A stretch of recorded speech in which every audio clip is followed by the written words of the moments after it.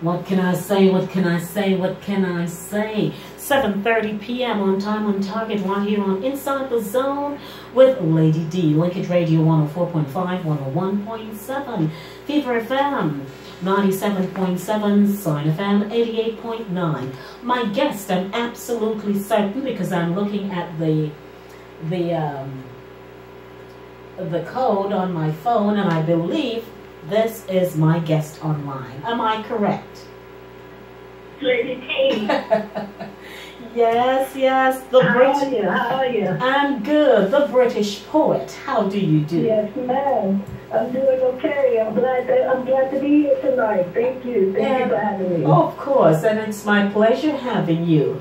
Ladies and gentlemen, welcome to From the Author's Zone. My guest this evening, the British poet, Carla Kennedy. And Carla, how is it in your area? Oh, it's the weather's good. The weather's good. Sun shining, waiting on us. Of course. On us. Well, yes. All the world's a stage, and we're ready to go here on From the Author's Zone. And I would like you to say hello to our audience before we start. Hello, everyone out there. I hope everyone is good out there. May God bless everyone tonight. And thanks for tuning in to Lady D. Gomez, one of the world's most beautiful persons. Beautiful people. Thank you, my dear. Carla Kennedy has been a published author since 2016 with Solomon and Makeda Publishing. Her first book of poetry, Letters to the World, because in the world are my daughters, Pain, the portraits of the world the way she sees it, as well as her own personal experiences. Her roots run deep through the bayous of New Orleans with blood ties to the islands. And I'll not say any more because in this interview we are certainly going to be delving into who you are, the British poet, why you started to write this book about 10 years ago. Now I'm holding my copy in my hand, a copy of which you caused me to sit up for an entire night and read 150. Let me look at the back of my book here. 154, because there's a stay tuned, so I'm assuming there's going to be a part 2 or a sequel to this story. Yes. So, the day I prayed by candlelight, you had me intrigued, you had me scared, wow, nervous. At one point I had to look when I heard the rotator fan in my home. I had to look if it was just me alone. I felt the same way when I was writing it. Wow. So, you know what I'm talking about. Yes. But share a little bit about, very quickly, where you're from and how you started writing in the first place, because it's coined here in your bio. Yeah, I started young. I started writing young. I had these ideas in my mind and listening to the stories that my grandfather told me. And I had so much to say at one point in time in my life, and I didn't know how to put it together and say it. Mm-hmm. It took me until 2002. I went back down to New Orleans because my family is based from England to New Orleans and to the islands. So I have a mixture of some of everything, and I'm so proud of that. But I started writing in 2002. I finally was able to write the poetry, speak from my heart with the poetry. And then from the poetry, it took me 14 years. I was in California. It took me 14 years when I started on this book. And this book is based on a true story. So it brought something out of me. And like you said, when I was writing it, I had to become this character, Mary Alice Rose, and feel what she would go through, and feel what I seen she went through, because I only met her briefly. But I was told a whole lot about her. And so I had to write this book. It was a must. I went to Trinidad and finished the book. but I could not go without finishing this book for some reason. I don't know why. Well, while I was reading, I saw the title present itself in a paragraph. The Day I Prayed by Candlelight. And I say, genius. Because I figured that your characters were so carefully thought out. Now, we can talk about the bayou, because there are people who might know the word, they might know the genesis of the bayou, and because you are explaining to us now that you wrote this from personal experience, my question is it your personal experience? And share a little bit about this whole bayou experience and how you were able to coin this character, Mary Alice Rose, to the T. Okay, it's not my personal experience, it's experience of, the name comes from, I use the name of my auntie. It's my auntie, her name is Mary Alice, and I when I came up with the idea of writing a story, I had to change names to protect a lot more other people that didn't want to be a part of it because they was ashamed of their story. So I got told some of these stories by my grandfather. Then my dad revisited these places with me when I was writing the book. And that's how I got to finish the book, because of the stories that they told me. And it's a part of my family. A lot of this is a part of my family, and a lot of people didn't know that, you know. And I've seen a lot of things as a child. I didn't play with children. I always was in the company of adults, and I watched. I don't know. I just had that gift. I knew when something wasn't right, and so I used myself and made that character come alive by using my personal experiences with that. And so I made that character come alive. But she's a true character. She's a true character. Now, for the benefit of our audience listening, once again, if you're just joining us, welcome. It's from the Author's Zone. My guest, the British poet, of course, her name is Carla Kennedy. And it's her new novel, The Day I Prayed by Candlelight. And by the way, I can just brag and show the cover to my recording, and show the cover to those of you who are viewing live on linkageradio.com, unclehowieradio.com, and signgospel.net, touchfmradio.com. Welcome everybody. 7:38 p.m. 914-600-4228, 914-202-4934 from the Author's Zone. I would like you to just share a little bit about the story, because that alone will propel our audience to run out to the stores or to jump online to buy their copy. Yes, it's after 30-some years, she come back home to bury her mother. Her mother is Sugar Rose. And she ran, as she was 13 years old when she ran from New Orleans, the southern New Orleans. And as she's fighting, it's a struggle for her to get back home, to face what she feared, and Sugar Rose was what she feared. And the same house that she in when she get back to New Orleans, the same house she went in when she was birthed at, it seemed like the house was trying to rebirth her. And she's looking for clarity. She's looking for the truth, and her truth keeps leading her back to the grave, to her mother Sugar Rose. It's leading her back to the beginning. And that's what a lot of people, but she's, in the mix of all that, she's trying to forgive.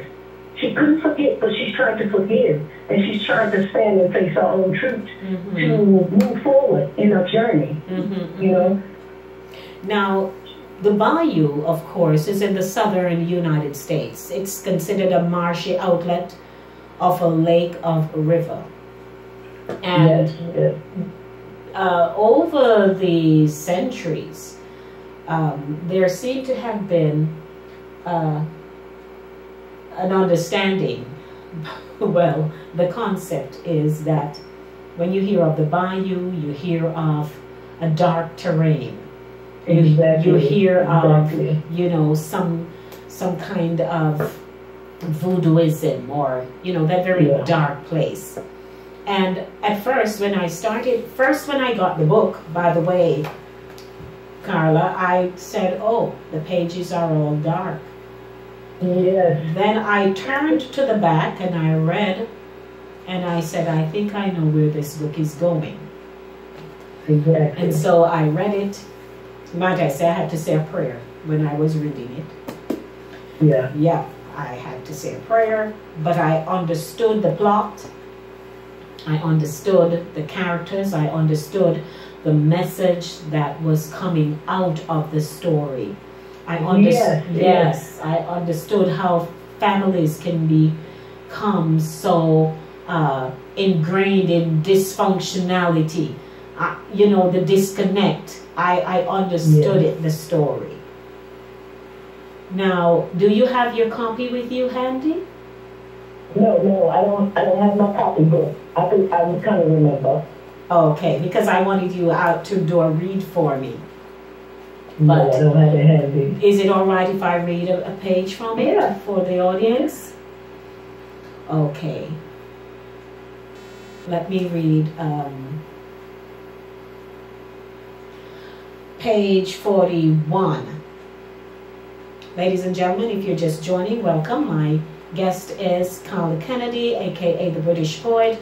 Her new novel, The Day I Prayed by Candlelight, and I'll be reading from page 61. I led him to a safe place when I visited his grave. On the day I arrived back here, he was still standing at the gates where I last saw him buried.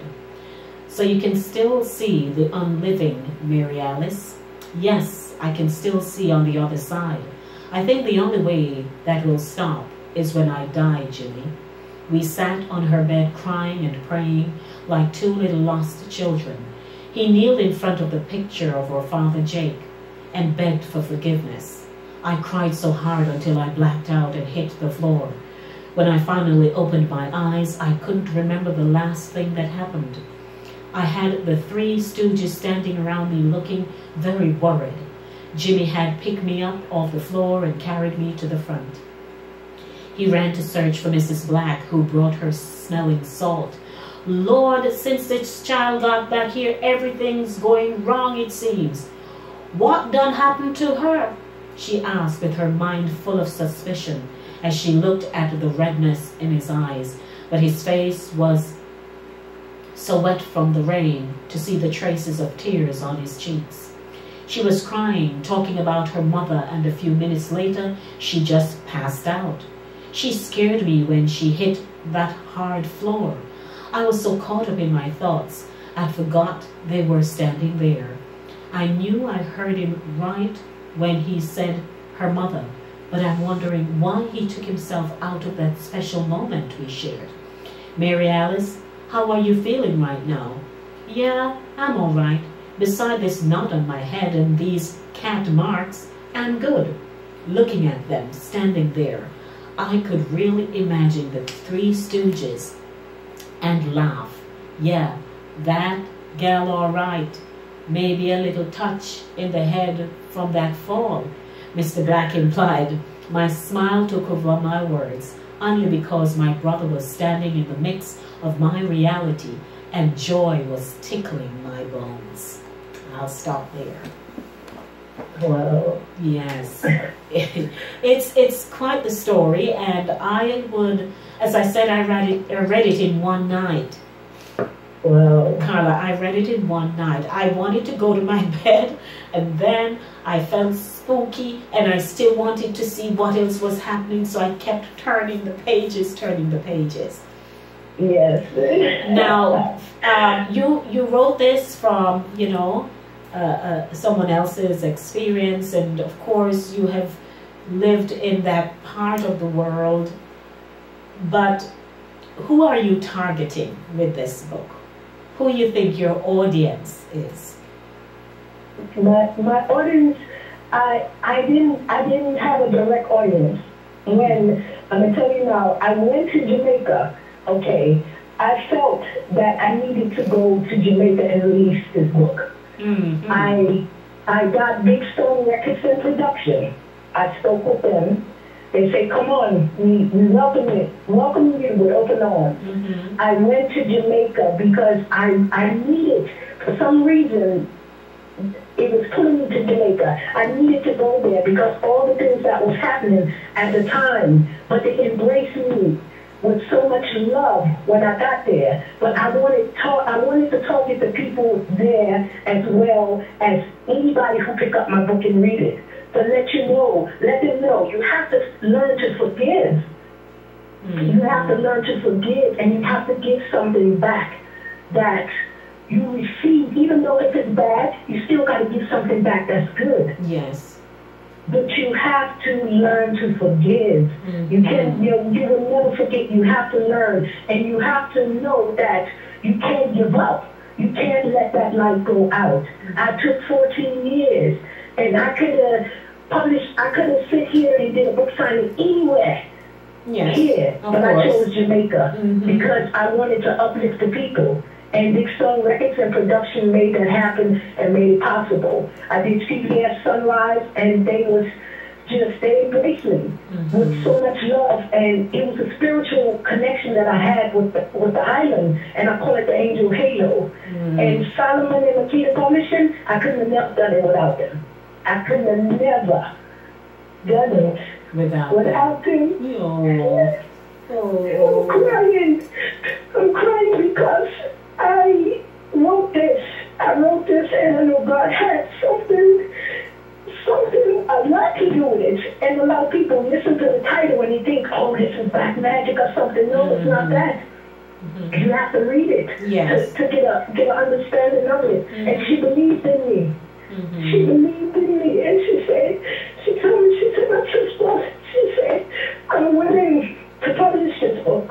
She made everything. I'm a black woman in America. I didn't think it was possible for me. So I'm letting everybody else know, black women in America, you still have to stand, you can do it. Yes. She let me know, okay, I'm here. I'm your sister. I got you here.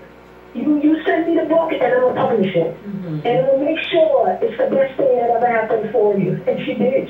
I promise and her words. And I can never forget them for that. Now, I'm so touched that you are touched by your own work and the generosity that was extended to you.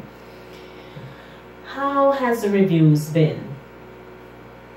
I was here, I'm at work now, and I'm sitting in the car doing the interview. That's